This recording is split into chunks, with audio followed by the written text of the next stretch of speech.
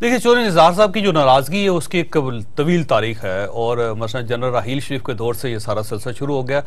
जब भी मियां नवाज शरीफ और जनरल राहील शरीफ के दरमियान कोई इख्तलाफात होते थे तो मियां शहबाज शरीफ और चौधरी निसार दरमियान में आते थे और उसमें जनरल परवेज़ मुशर्रफ का इशू सबसे बड़ा इशू था।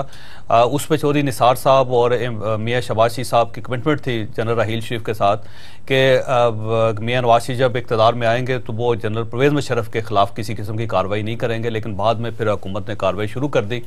उस पर बहुत बैकफुट पे चले गए चौधरी निसार साहब। तो उस वक्त उन्होंने कहा था चौधरी निसार साहब ने कमिटमेंट की थी उनके बिहाफ पे, और बाद में मियां साहब ने कहा जी इन्होंने मुझे बताया ही नहीं था और मैं तो इसमें जिम्मेदार ही नहीं। तो वो पहला एक ऐसा स्टेप था जिसपे चौधरी निसार साहब को बड़ी तकलीफ हुई और वो मियां नवाज शरीफ साहब के साथ कंफर्टेबल नहीं थे।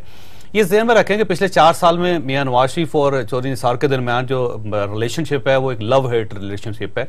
ये एक दूसरे के साथ रह भी नहीं सकते और एक दूसरे के साथ बगैर भी नहीं रह सकते। चौधरी निसार साहब छोड़ेंगे नहीं पाकिस्तान मुस्लिम लीग नून को, ये ज़हन में रखिएगा, और इस बुरे वक्त में तो बिल्कुल नहीं छोड़ेंगे। मियां नवाज शरीफ साहब के साथ रहेंगे। उनको सबसे बड़ी रिजर्वेशन जी थी ख्वाजा आसिफ साहब के बारे में थी। इनका ख्याल ये था कि क्योंकि ख्वाजा आसिफ से मुलाकात करने के लिए मियां नवाज शरीफ सियालकोट गए हैं तो शायद ये प्राइम मिनिस्टर बना रहे हैं उनको, और उस पर इनकी रिजर्वेशन थी कि अगर ख्वाजा आसिफ प्राइम मिनिस्टर बनेगा तो मैं मिनिस्टर नहीं रहूंगा और मैं पहले इस्तीफा दूंगा। और आज मियां शहबाज सिर्फ एक मिनट, आज मियां शहबाज शरीफ साहब क्योंकि मिले हैं जाके चौधरी निसार साहब के और ये कमिटमेंट उन्होंने दे दिया है कि ख्वाजा आसिफ साहब को प्राइम मिनिस्टर नहीं बनाया जा रहा, इस वजह से ये प्रेस कॉन्फ्रेंस नहीं हुई। प्रेस कॉन्फ्रेंस यानी आपकी